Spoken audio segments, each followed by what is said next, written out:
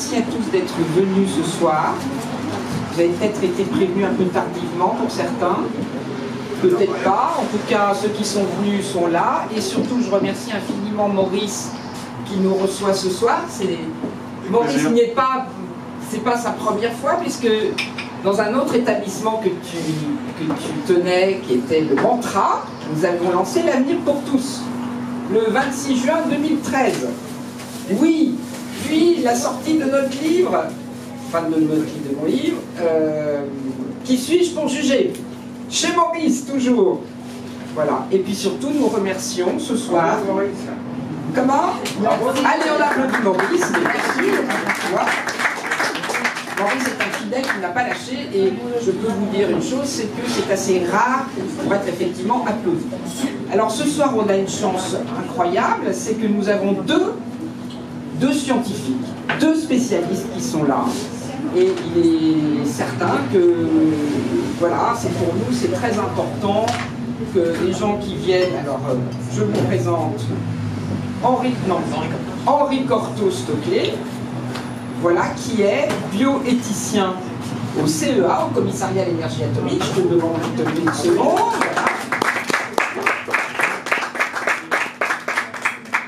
Oui, et Guillaume Vogt, qui est généticien à l'INSERM.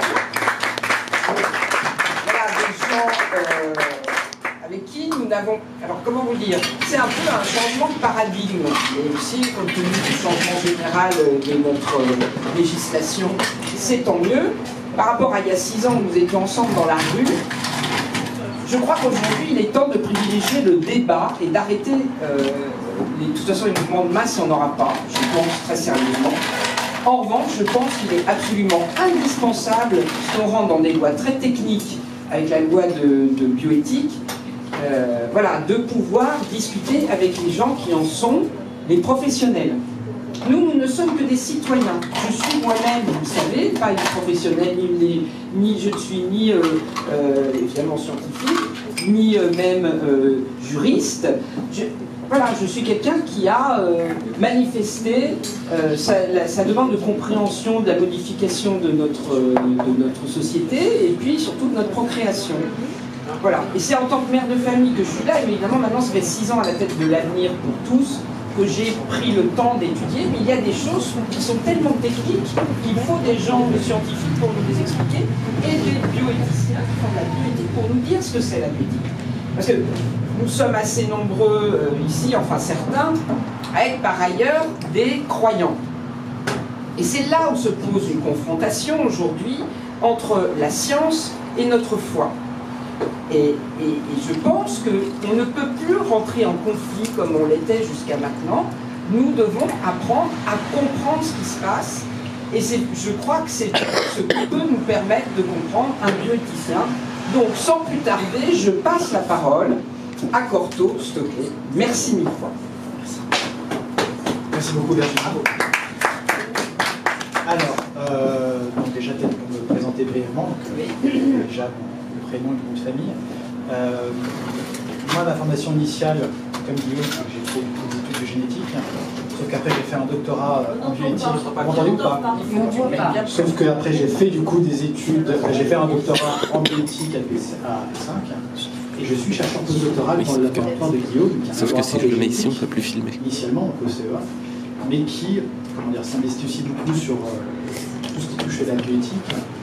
Et je pense que justement, avant que Guillaume vous présente exactement ce qu'on fait, beaucoup plus appliqué pour la génétique, c'est comprendre quelle vision, quelle manière que Guillaume et moi, et aussi comme d'autres, nous avons à voir la bioéthique de manière générale.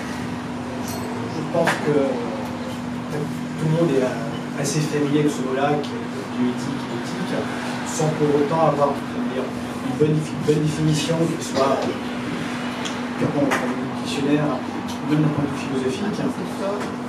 L'éthique, comme vous savez tous, existe depuis les Grecs, depuis les anciens.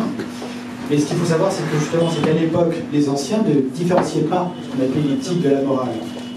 Et ce qu'il faut bien avoir en fait en tête, c'est ça qui va se passer justement avec les modernes, avec Kant, avec les utilitaristes, tous ceux que vous connaissez justement après la Renaissance, c'est ce distinguo en fait entre morale et éthique.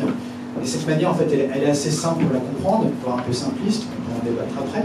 C'est de considérer que ce qu'on appelle la morale est ce qui doit être, l'éthique est ce qui est. Souvent, du coup, on va considérer que cette vision de la morale est, comment dire, assez incarnée par l'œuvre de Kant, et finalement éthique, beaucoup plus par ce qu'il nous a, dans ce qui est, et une vision beaucoup plus naturaliste, finalement, des choses, et donc de l'être humain.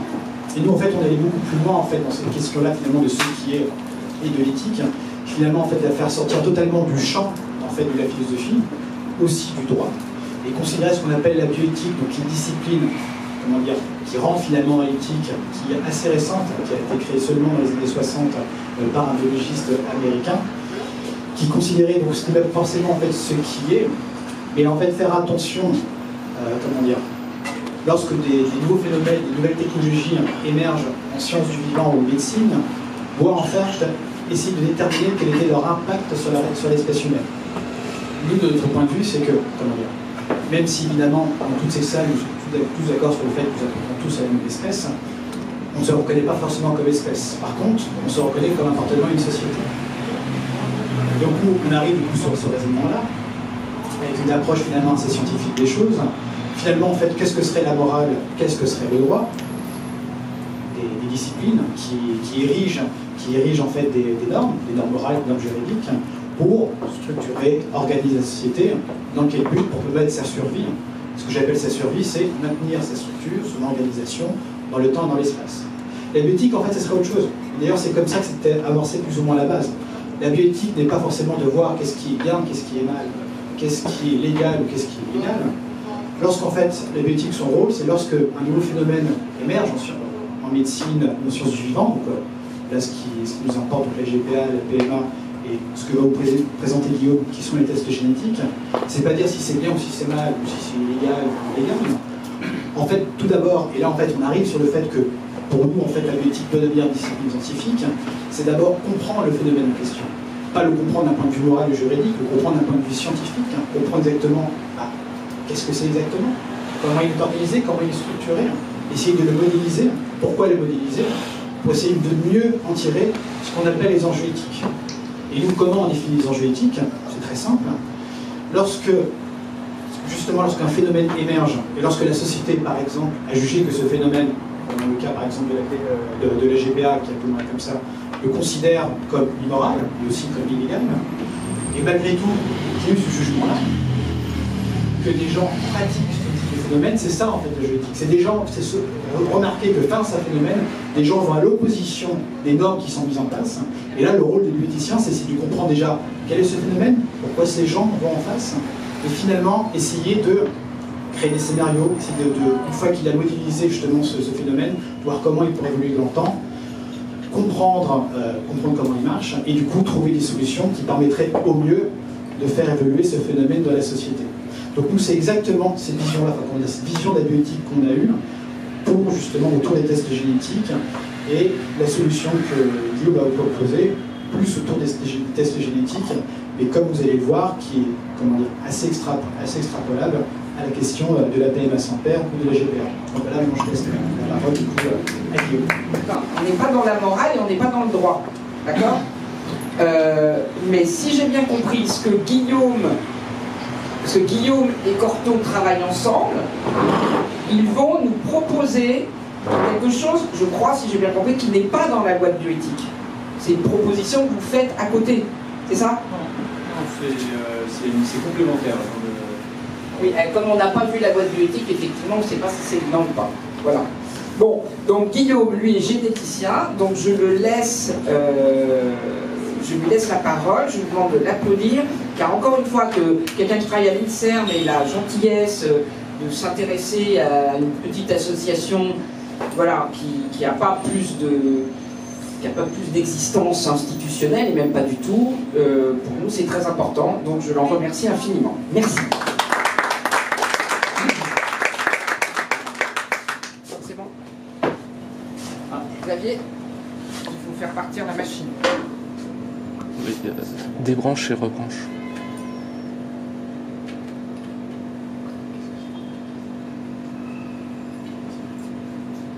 Il faut que ça passe. qu'on a vu tout à l'heure.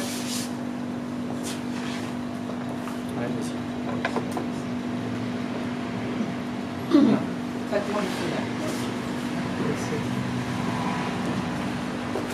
Et nous, on aura du son. Alors bonjour.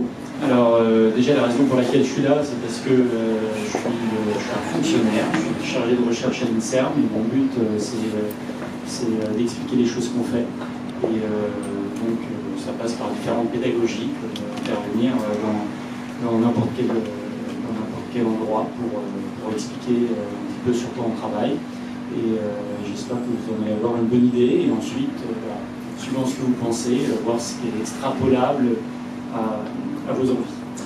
Donc voilà, donc ce qu'on veut faire en fait avec Ortho, c'est de réorganiser la recherche en génétique humaine en France.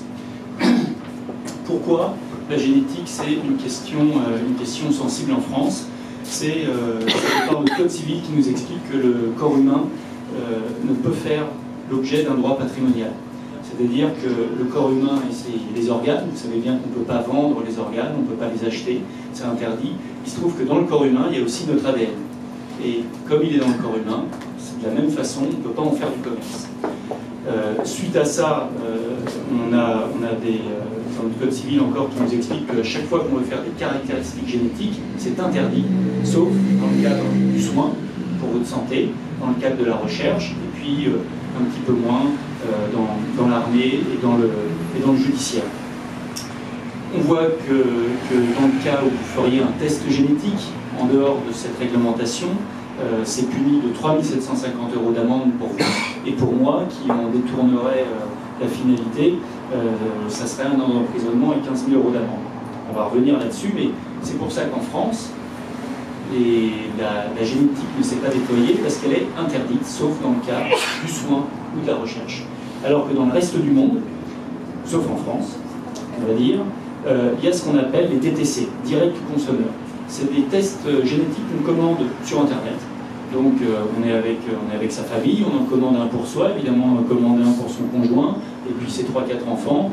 Et quelques jours plus tard, on reçoit un kit où on crache, on met de la salive, on le renvoie par la poste, et quelques semaines plus tard, on a tout un tas d'informations, comme on va le voir, des informations physiques, des informations mentales, des informations de santé, tout et rien. On va les voir un peu plus tard. Donc, le principe, c'est de vous poser plein de questions, si vous êtes tourné au soleil, si vous avez des maladies, etc., et vous y répondez. Et donc, vous donnez plein d'informations, et grâce à ça, ils constituent ce qu'on appelle des biobanques. Donc, vous avez la plus célèbre, qui est 23 et moi, 23andMe, qui a à peu près maintenant 10-15 millions d'utilisateurs qui vont donc donner leurs données génétiques à cette société, qui ont répondu à tout un tas de questions. Et puis vous en avez d'autres, Ancestry DNA, et peut-être MyHeritage, que vous connaissez un peu plus, on va le voir. Ils ont fait de la publicité en France, illégalement, mais ils ont fait de la publicité.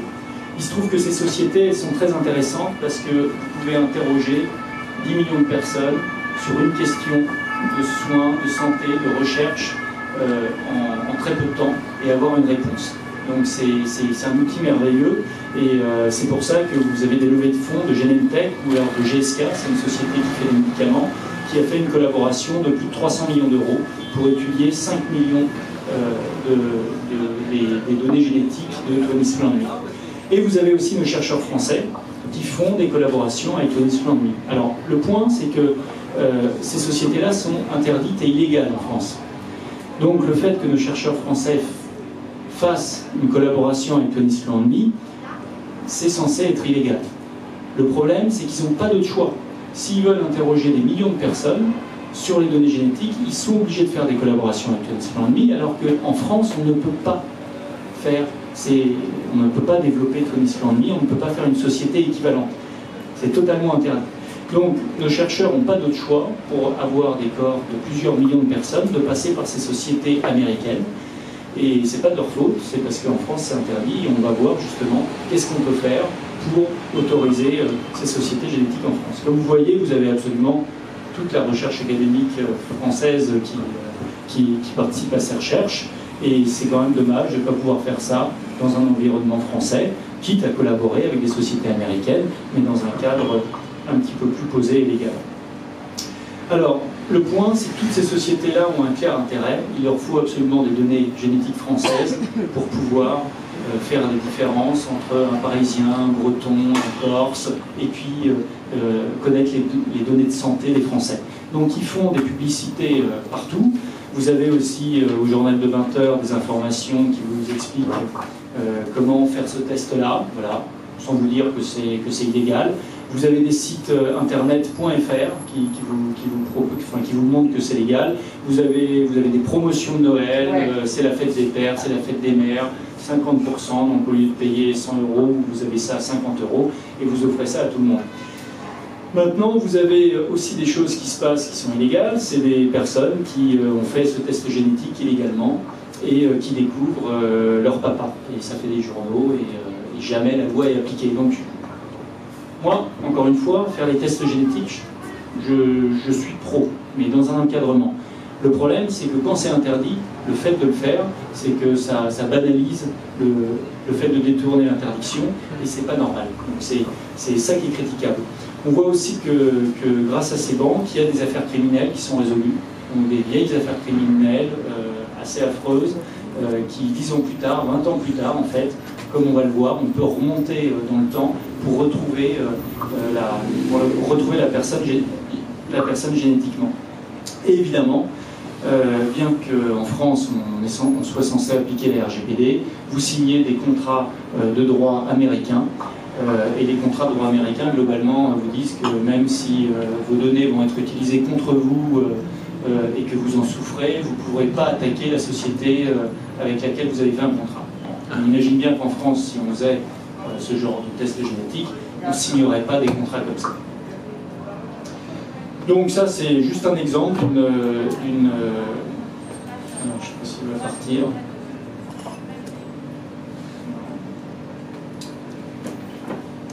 C'est pas grave. C'est MyHeritage qui a fait de la publicité pendant plusieurs mois sur la 15 et sur CNews pour vous expliquer globalement que pour 60 €, vous pouviez retrouver des membres de votre famille, votre fils illégitime, etc. Et puis en plus, regardez vos données, de groupe ethnique et vos données d'ancestralité. Alors ça, c'était totalement interdit, c'est-à-dire que c'est la RPP qui a autorisé cette publicité. On lui aurait proposé une publicité pour vendre et acheter des organes humains, elle aurait évidemment refusé. Et pourtant, elle a accepté cette publicité parce qu'elle ne savait pas que c'était exactement la même chose et que c'était totalement interdit. C'est quoi la RPP? C'est l'agence de publicité, c'est l'agence française qui autorise les publicités à être diffusées sur les chaînes. Et donc apparemment, nous on est censé ignorer la loi, ça a été un petit raté de ce côté-là. Vous avez une société comme Philae, je ne sais pas si vous connaissez, c'est une société de généalogie qui, elle, n'a pas le droit d'avoir recours aux données génétiques.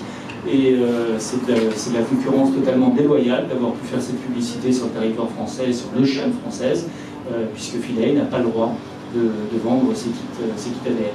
Donc c'est vraiment des choses qui sont pas normales, et vous voyez encore ici, sur les réseaux sociaux, tout le monde pense que c'est légal parce qu'il y a la publicité, on en parle à la télé, et les sites sont .fr. Alors qu'est-ce qu'on vous donne? On vous donne plein de choses. On vous donne le fait d'avoir de la cire dans les oreilles qui est mouillée ou sèche, hein. D'éternuer au soleil, la couleur de vos cheveux, la couleur de vos yeux, d'avoir des rides, d'avoir une bonne constitution musculaire, une intolérance au lait, votre capacité, votre volonté à vouloir boire plus ou moins un café ou des choses comme ça. Donc ça reste très, très récréatif. Et puis vous pouvez encore aller plus loin sur l'épaisseur de votre barbe, sur le fait d'être obèse ou pas, sur la forme de vos oreilles, d'être bon en maths, de vous lever le matin ou pas. Donc tout plein de choses où suivant... Là tu me poses des questions et... Alors c'est pas on pose des questions, c'est par rapport à des facteurs génétiques, dans des publications qui ont été publiées. On vous dit que vous avez tendance à vous lever plutôt à 7h du matin, ou 9h du matin, ou des choses comme ça, et qu'on va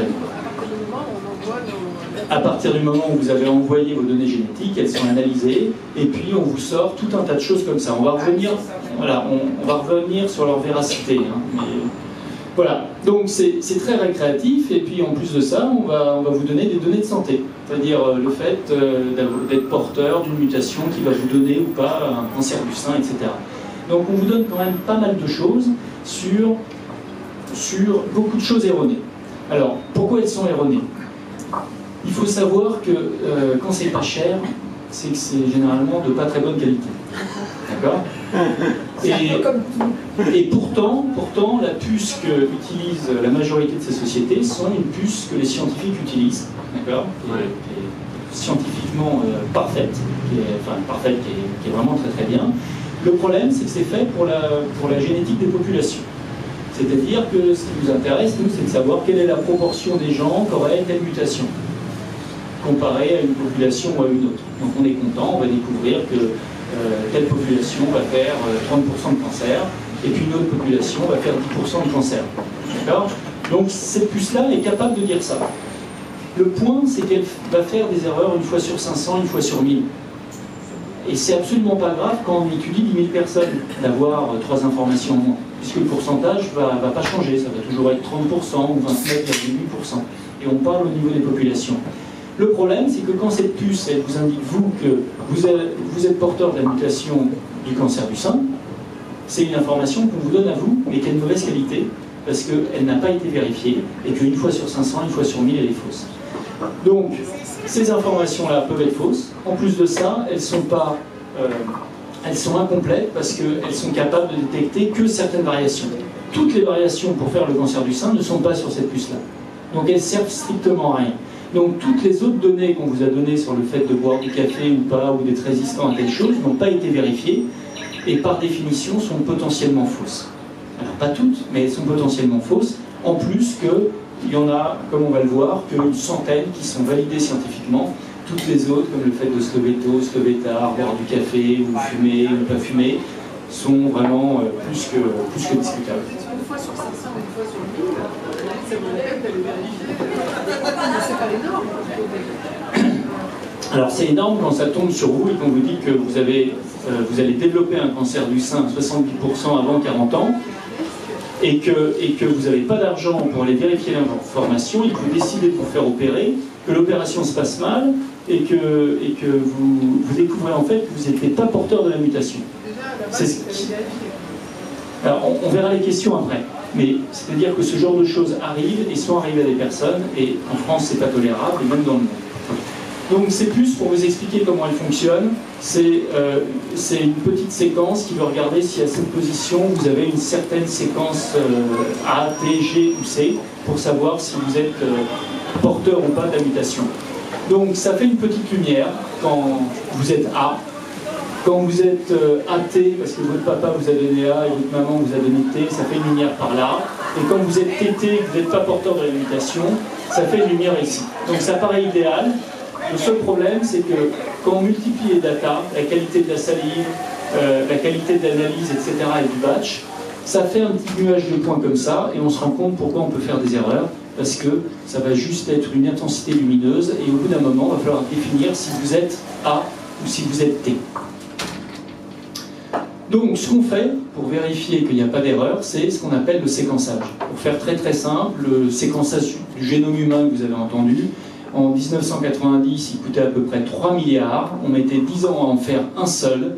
En 1998, 10 ans plus tard, il en coûtait que 300 millions et on le faisait en 3 ans. Et aujourd'hui, on est capable de le faire pour 1000 € en un jour.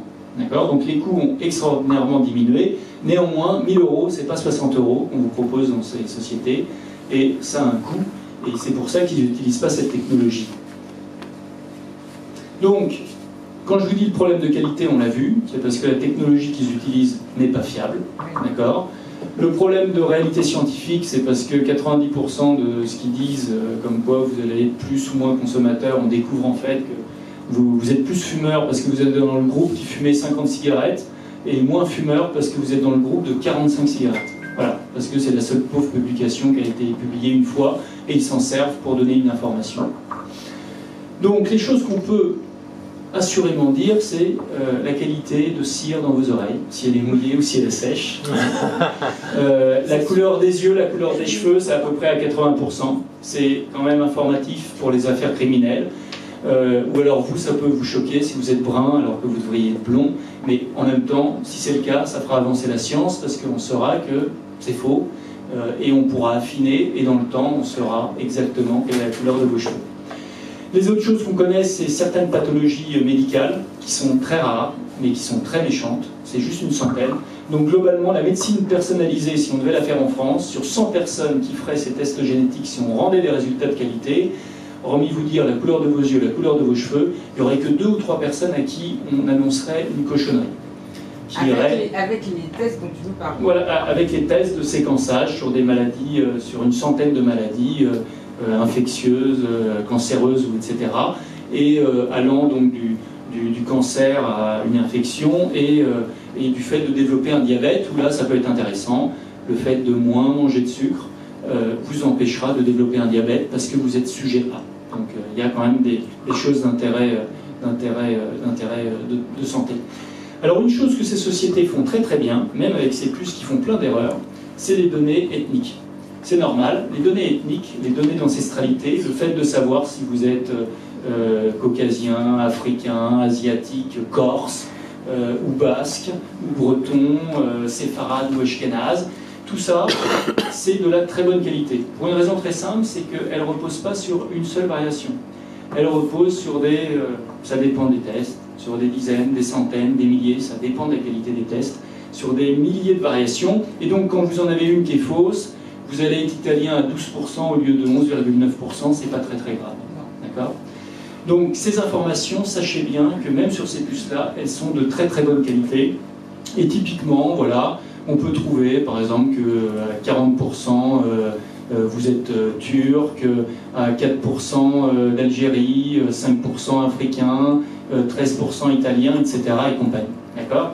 Donc il faut savoir que ces banques-là sont représentées à 80% par des caucasiens, par des européens, profil européen.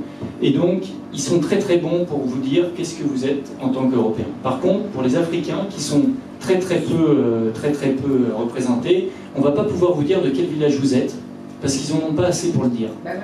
Résultat, qu'est-ce que font gentiment et gratuitement ces sociétés ? Ils y pensent, ils vont aller gratuitement en Afrique fournir ces tests. C'est normal. Quand vous avez à peu près 10 millions d'utilisateurs, vous êtes une société qui pesait dans les 2 milliards. D'accord ? Donc en Afrique, vous vous rendez bien compte qu'à vendre un test à 60 €, multiplié par 2 millions, vous pesez des milliards, il y a de l'argent à faire. En plus, si on peut connaître les données de santé de certaines populations qui ne peuvent pas malheureusement les étudier par rapport à différents problèmes économiques et qu'ils vont développer un médicament à leur vendre très cher, évidemment qu'il y a un intérêt. Très fort pour parler des Européens. Pour les Asiatiques, ne vous inquiétez pas pour eux. On a les GAFA, enfin les Américains ont les GAFA, d'accord, Google, Amazon, et les Asiatiques ont BATX, et ils ne sont pas en reste pour les données génétiques. On entend des choses comme quoi il y a 60 millions de personnes indiennes, chinoises, musulmanes qui ont été fichées génétiquement. C'est pas que cette population, c'est globalement toutes les populations. Comme je vous ai dit, la génétique est autorisée partout, sauf en France et en Pologne. Enfin, pour faire simple, d'accord, pour schématiser. Évidemment, en Allemagne, elle est régulée, mais elle est autorisée. Donc voilà, ça, c'est des données de très bonne qualité. Et en plus de ça, sur certains sites, vous pouvez vous amuser à faire vos arbres généalogiques. D'accord ? Donc voilà, vous avez vos parents, vous avez vos enfants, vous avez fait les tests ADN en même temps. Et vous retrouvez quoi ? Vous retrouvez justement des apparentés. Alors vous voyez des apparentés avec une petite portion d'ADN qui est partagée, le 4e cousin, donc ça c'est très très loin. Vous avez évidemment les emails, les noms, les prénoms des gens, les contacts, etc.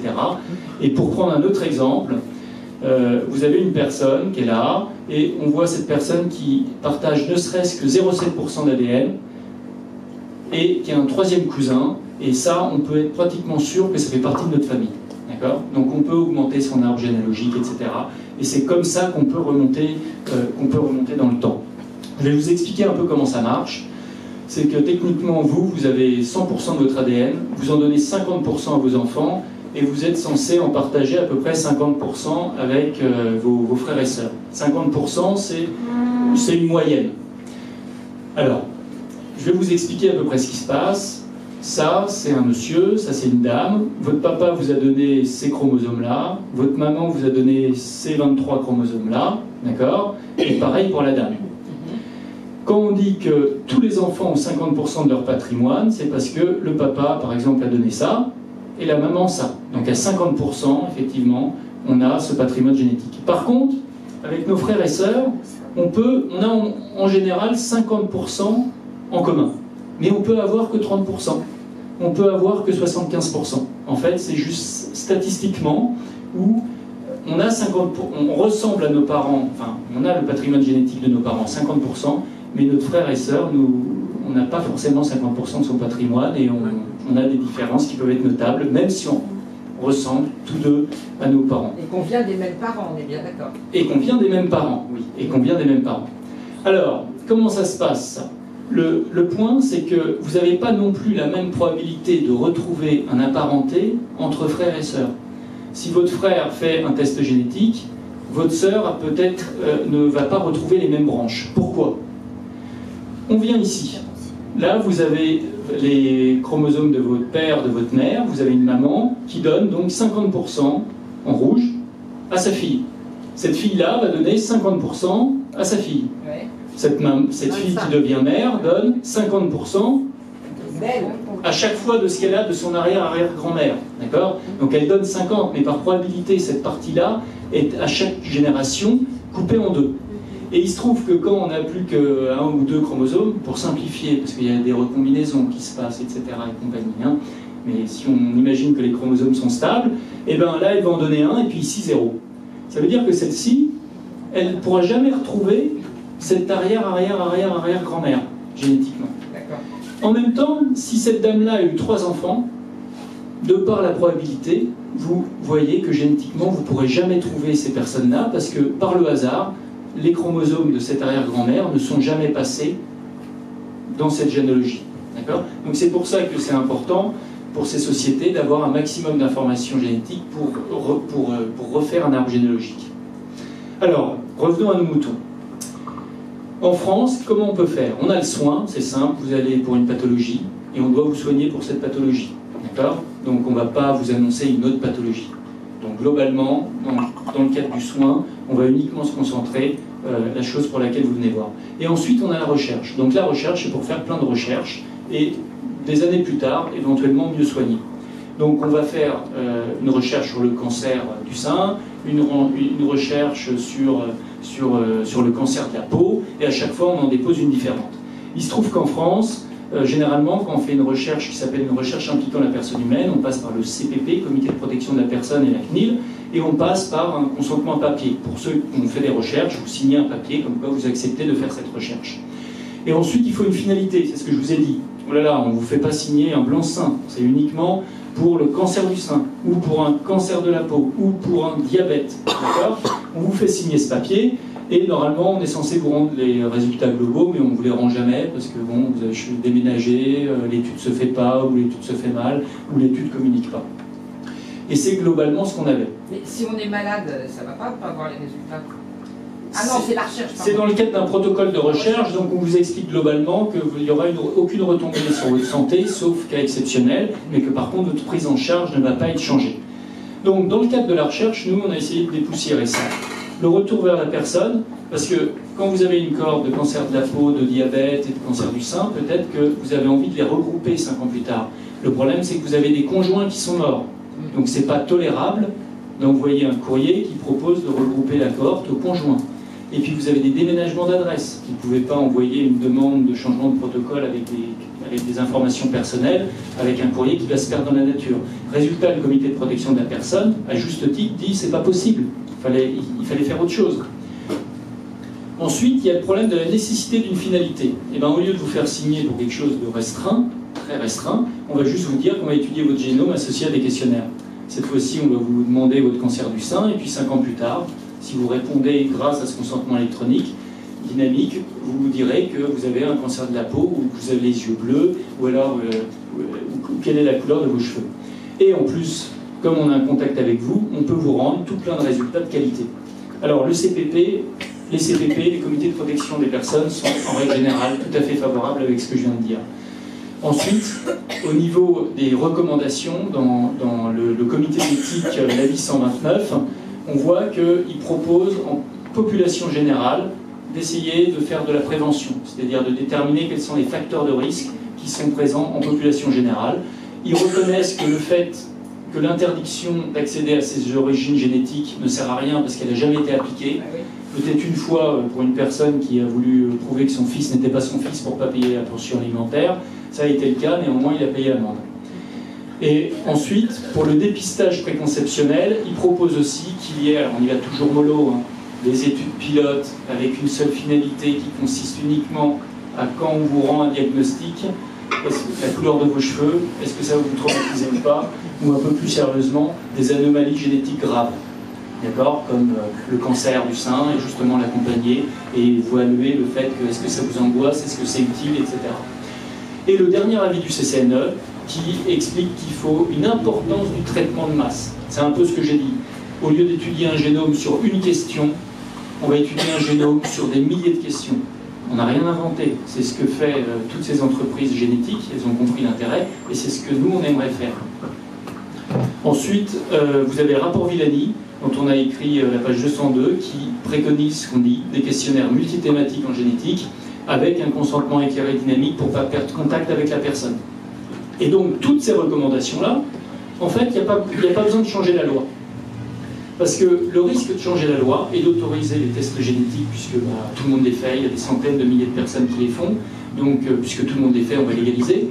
C'est que ces sociétés que je vous ai montrées avec leur site internet magnifique, et leurs 10 millions de personnes qui vous permettent de retrouver des gens partout dans le monde qui sont de votre famille, eh bien en France, même si une société privée commence à faire ça, elle n'aura pas cette capacité de réussir à vous donner cette qualité-là, sans parler des problèmes médicaux, mais cette qualité-là avant 3-5 ans.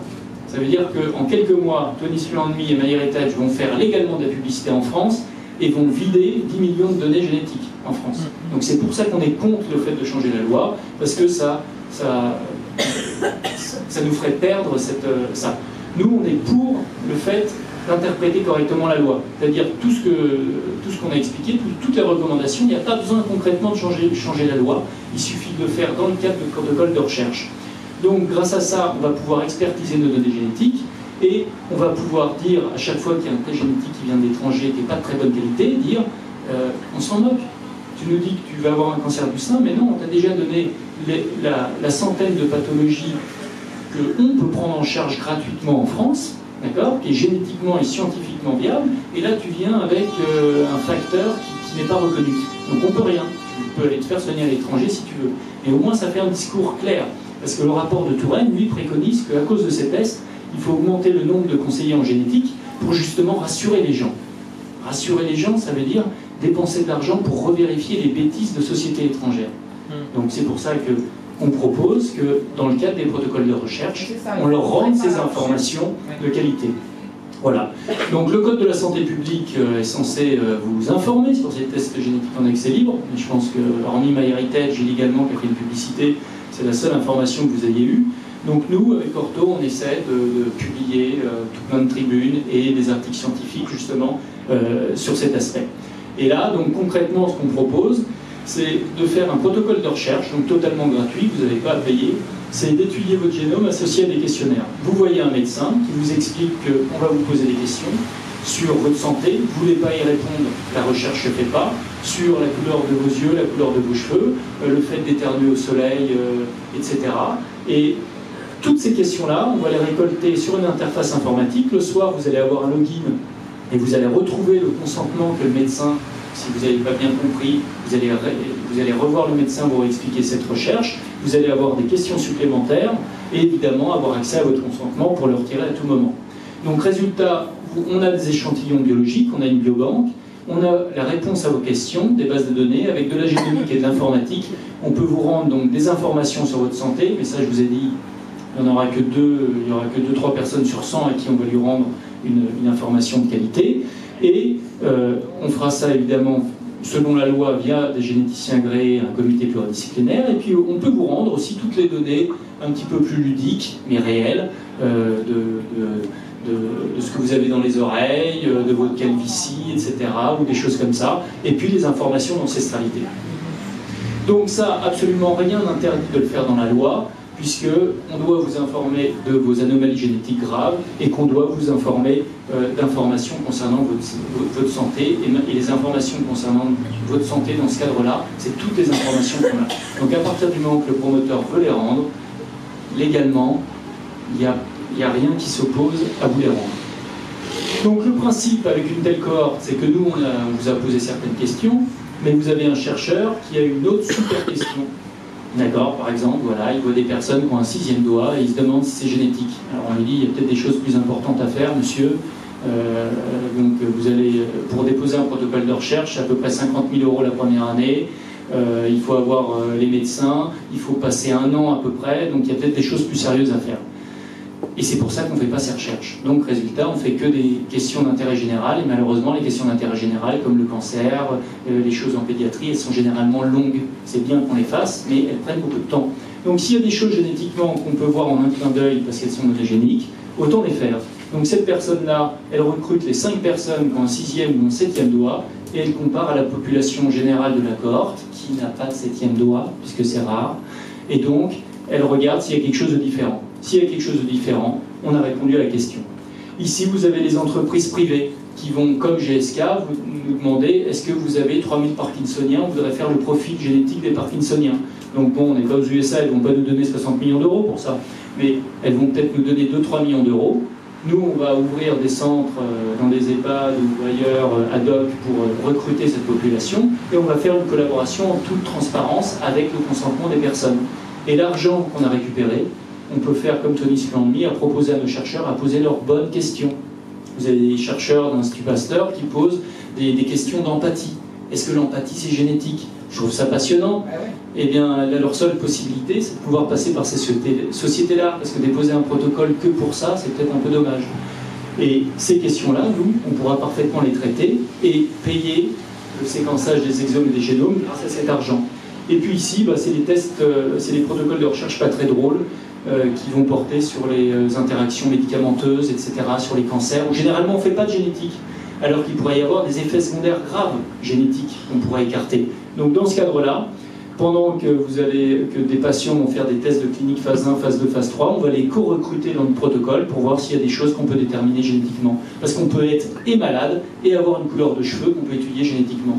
On n'a pas besoin de faire des protocoles de recherche que quand c'est grave. On peut faire un protocole de recherche pour répondre à des choses graves et d'intérêt général, mais on peut aussi faire des protocoles de recherche pour répondre à des questions ludiques qui nous font penser un peu à autre chose. Et in fine, ce qu'on espère, c'est que là, on va avoir un institut privé qui va développer ce protocole de recherche, qui va poser des questions sur le cancer, par exemple. On va avoir un institut d'urologie qui va poser des questions d'urologie, mais en utilisant notre méthode électronique, dynamique, etc. Et puis ici, on va avoir l'INSERM ou la PHP qui va poser des questions INSERM à PHP. Et au bout d'un moment, le temps d'une question, toutes ces études-là, on pourra poser la même question à toute cette petite cohorte en une fraction. Donc, le but, c'est que tous nos organismes développent ce genre de cohorte pour, justement, plus tard, pouvoir les regrouper en posant une question d'intérêt général. Voilà, je vous remercie. Bravo. Bravo.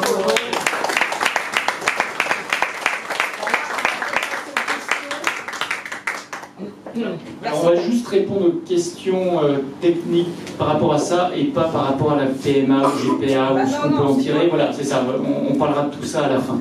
Donc si vous avez des incompréhensions... C'est quand même technique, hein.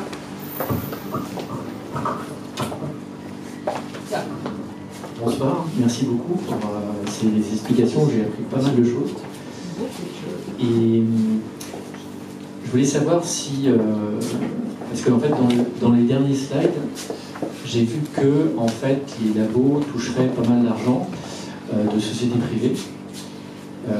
Est-ce que ça poserait pas un problème juridique, étant donné qu'en France, c'est interdit de faire des questions financières par rapport à... Ça va être Corto qui va vous répondre. J'ai pas bien entendu.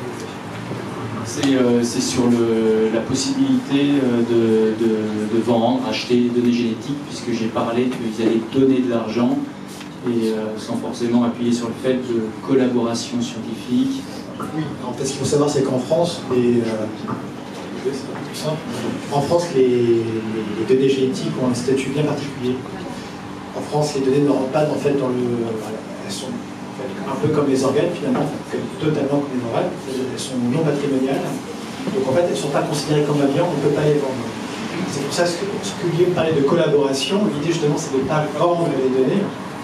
Lorsque vous faites le test, lorsque vous rentrez le protocole, on va vendre vos données à l'industrie pharmaceutique, c'est qu'on va faire des collaborations où ces données, avec vos consentements qui auront été prélevés, vont servir, comment dire, à faire de la science, vont être valorisées scientifiquement, mais aussi valorisées économiquement. Donc c'est pas qu'on vend les données, c'est qu'on fait une collaboration, et cette valorisation derrière peut être aussi économique. Là, on est plus sur un point de vue un peu de droit, mais c'est assez important parce que vraiment, c'est pas de la vente de données ce qu'on est en train de faire.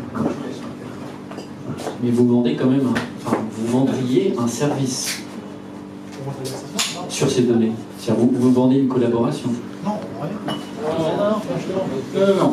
Sur le principe, je vous ai dit, on ne change pas la loi en France. La seule possibilité d'étudier la génétique en France, dans le cadre de ces recherches-là, c'est de faire un protocole de recherche. Un protocole de recherche est totalement gratuit pour la personne. Alors évidemment, vous allez me dire, quand c'est gratuit, le produit c'est vous. Oui, mais les protocoles de recherche, c'est le principe. C'est gratuit et le produit c'est vous. Moi, ce que je propose dans ces protocoles de recherche, que vous avez peut-être fait tous, un ou plusieurs, etc., c'est de vous rendre des informations. Et pas de vous poser qu'une question associée à votre... Une fois qu'on a les génomes, on peut tout étudier. C'est quand même pas mal juste d'étudier le cancer, alors que vous avez aussi certaines caractéristiques, autres caractéristiques un peu plus sympas qu'un cancer, qu'on peut étudier.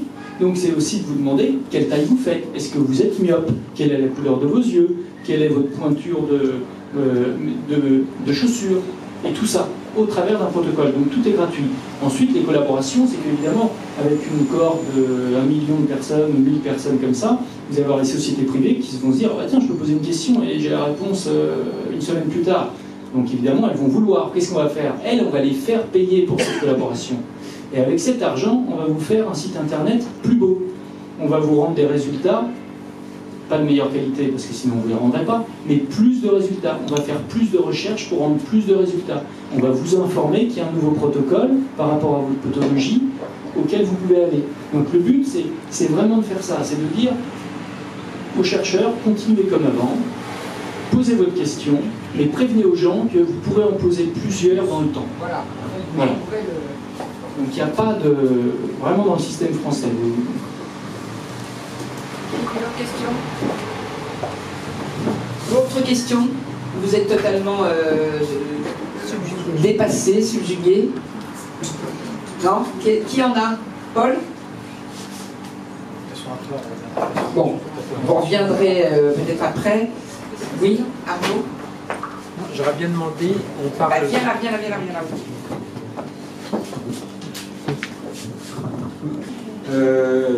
Moi, j'ai souvent entendu parler, j'entends vous parler sur d'aller travailler sur le génome, de travailler sur le génome humain. J'entends parler souvent d'édition du génome, de séquençage, de numérisation. Qu'est-ce que c'est que ça et comment ça marche? Alors ça, on va en reparler vraiment après, parce que ça a un rapport avec ça, de pourquoi la PMA et pourquoi la GPA. Ça n'intéresse pas que les personnes qui sont infertiles, la GPA. Ouais.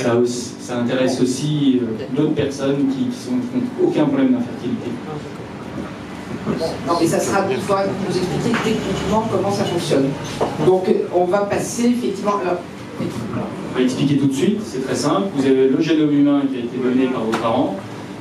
Imaginez que vous avez on prend l'exemple, vous avez des bébés bulles. Hein. Vous connaissez les enfants qui naissent dans les bulles, etc. Et ils ont toutes les... Ils n'ont pas de défense immunitaire et ils contractent toutes les infections possibles et imaginables. Ça, c'est une seule mutation dans le génome. D'accord ? Typiquement, les outils que vous entendez, CRISPR-Cas9, c'est la technologie qui consiste à cet embryon, voir qu'il a cette mutation, et envoyer un petit ciseau qui va corriger cette mutation. Une seule mutation. Et le fait de la corriger, cet enfant-là, il va garder toutes les caractéristiques qu'il a eues par le hasard, moins la maladie. D'accord? Et c'est une technologie qui permet de faire ça. Maintenant, après, il y a des gens qui vont dire « Ah, bah, les gens vont l'utiliser pour trouver la couleur des cheveux, enfin, changer Mais comment des choses comme ça. on trouve le gène qui est malade? Comment on le trouve? C'est très très simple. Vous avez une séquence AT, GC, GGG qui est très spécifique de cet endroit-là, d'accord? Il y a une séquence Donc il faut spécifique. séquencer. Voilà. Comment on le trouve? Vous avez vu des cubes pour enfants, mettre les carrés, les étoiles et les triangles et les ronds. Vous n'avez qu'une forme qui correspond, si je vais faire taire. Vous n'avez qu'une seule forme.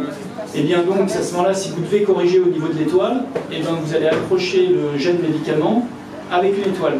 Et il va rentrer forcément dans cet endroit-là.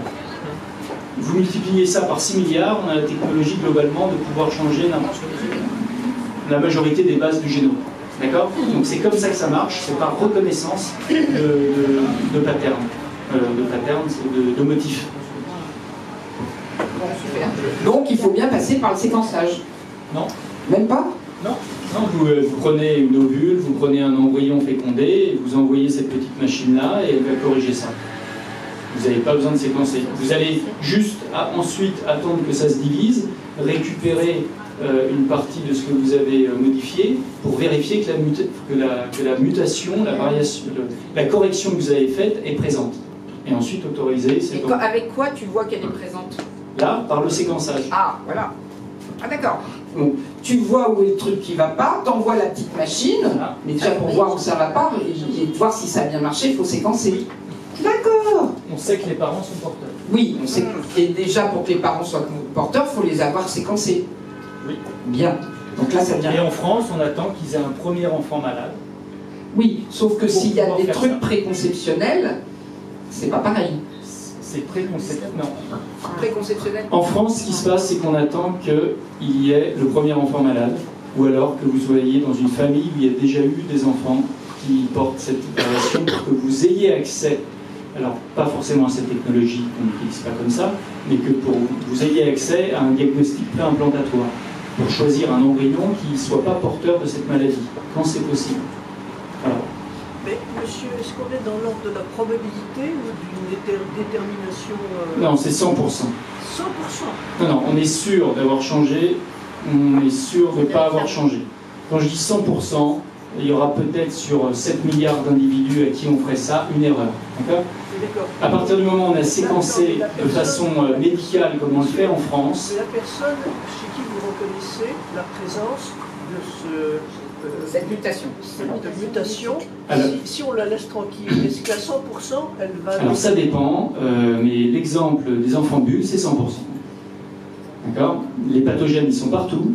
Donc c'est pour ça qu'on les fait vivre dans une bulle, c'est que c'est le seul moyen qu'ils ne la contractent pas. Maintenant, dans le cas du diabète, vous êtes porteur de la mutation, c'est pas 100%. C'est juste que si vous consommez que du sucre, du coca et que vous mangez n'importe comment, là, Les séropositifs en sida, par exemple. vous parlez de la variation CCR5 qu'on a modifiée. La fameuse là. Alors, pour le commun des mortels, ça fait une protection à 100%. Je dis bien pour le commun des mortels, parce que ça fait une protection à 100%. On ne va pas rentrer dans les détails, il y a d'autres portes d'entrée, mais ça nécessite des masses énormes. La protection, je vous parle du risque, même si on ne touche à rien. Qu'est-ce qui se passe? Ah oui, de développer la maladie, ça comptait séropositif. Non, alors ça je peux pas répondre, mais il n'y a pas de. Une fois que vous êtes séropositif, vous avez évidemment un patrimoine génétique qui va faire que vous allez perdre vos cellules qui défendent votre immunité ou pas, plus ou moins vite. Mais D'accord ? on est dans l'ordre d'une probabilité. Oui, mais ça n'a rien à voir avec la génétique, ça. Non, mais d'accord. Voilà. Moi, je veux simplement préciser les choses. C'est comme avoir une infection virale, il y a une probabilité de faire une encéphalite. D'accord. Mais ça peut quand même être dangereux si ça tombe dans des mains pas très... Non, dangereux sur quoi ? c'est comme la machine, là, qu'est-ce qu'elle fait exactement? Elle peut enlever des mutations délétères. Elle peut enlever des bonnes mutations aussi, peut-être. Peut-être, mais il n'y a pas d'intérêt. On reviendra sur ces aspects. D'accord, ok. Oui, encore une question. Oui, en fait, je veux repréciser ma question. Ma question, ce n'était pas par rapport aux droits concernant les individus, mais plutôt le droit des personnes morales. C'est-à-dire la marchandisation des éléments propres au corps humain, elle est interdite pour les personnes, les individus, mais est-ce qu'elle n'est pas interdite aussi pour les personnes morales? C'est-à-dire que, certes, on donne gratuitement ces informations génétiques, ensuite, l'État, enfin, un institut de recherche les recueille. Est-ce que donc l'État possède des informations génétiques? Est-ce qu'il a le droit de les monnayer vers des entreprises? Alors oui, on peut, comment dire, au niveau du statut de personne morale, on peut, mais à la seule condition pour un intérêt public. C'est que oui, des entreprises peuvent acheter par exemple des données de santé seulement si la finalité est dans l'intérêt public, ou c'est pas forcément de produire, de faire un produit commercial qui sera commercialisé après. Donc uniquement dans un intérêt public, oui, on peut acheter des données de santé par exemple. Mais auprès de qui on le demande ça? Alors justement, c'est qu'il y a des structures particulières, ce qu'on appelle des entrepôts de données différents, justement, selon les données de santé. Et selon les cas, dans des cas bien spécifiques, c'est ultra réglementé. On peut acheter ces données-là, mais encore une fois, pas pour développer des produits, pour justement, pour des analyses d'impact, ce genre de choses par exemple. Et c'est plus pour ça. Donc oui, on peut acheter des données, mais vraiment dans un cas bien précis. Et en vendre, oui, d'une certaine manière, oui, on peut aussi en vendre. Mais ce qui n'est pas forcément le cas ici, au sens où... C'est le service, c'est pas la donnée génétique, c'est pas là, c'est l'information, c'est un travail. Après, là où je vous rejoins, c'est que oui, après, on pourra en débattre après, il y a un peu de la contention quand même, évidemment, parce que les gens se rendent bien compte qu'il y a maintenant quand même des intérêts économiques, mais aussi scientifiques assez énormes autour de ces données-là. Pourtant, on a une législation assez rigide qui ne va pas finalement en fait, de valoriser au mieux économiquement et scientifiquement ces données. Donc voilà, donc on va dire qu'il y a des moyens réglementaires, juridiques qui ont été trouvés pour éviter de changer la loi, on va dire, éviter justement que la donnée devienne un bien et soit vendable, etc., mais qui permettent quand même à certaines entreprises ou d'autres structures, parce que c'est pas que du privé, il y a aussi du public, de pouvoir valoriser économiquement un minimum. Là, ce qu'il faut entendre en termes de valeur économique, c'est en termes de valeur d'usage, non pas de valeur d'échange. En fait. Le but n'est pas d'avoir une transaction sur ces données-là, le but est vraiment d'après de valoriser économiquement les données que vous avez obtenues. Ouais, c'est plus de l'éco, mais je ne sais pas si vous voulez vraiment la distinction là-dessus, mais enfin voilà. Donc, mais nous, on a pris la parole sur cette question-là dans l'opinion il n'y a pas longtemps sur l'industrialisation de la génétique et sur cette question-là justement de la marchandisation des données. Et c'est vrai qu'il y a, finalement on se rend compte qu'il n'y a pas non plus 15 000 solutions, donc soit on continue comme ce qu'on est en train de faire actuellement, mais on se rend compte que ce n'est pas non plus très efficace parce que finalement les gens vont donner leurs données ailleurs. Et en France, les boîtes ou les instituts finalement ne peuvent pas finalement en fait, utiliser parfaitement ce type de données-là. Donc il y a quand même un petit problème. Donc c'est ce qu'on proposait, soit on distingue vraiment ce qu'on appelle la donnée de l'information, donc la donnée comme de l'information brute, l'information comme une donnée qui a été traitée, qui est tout à fait nouvelle, et là on considère justement qu'il y a une distinction entre la personne source. Donc là on pourrait dire, là cette information-là qu'on a créée, on pourrait la vendre. Ou alors on fait comme ce qui se fait davantage dans les pays anglo-saxons, même si ce n'est pas exactement légiféré de cette façon-là, considérer les données comme un bien que chacun vend pour des transactions financières. Et voilà, ça c'est un autre débat, mais qu'on pourra... mais c'est assez compliqué. Ouais. Bon,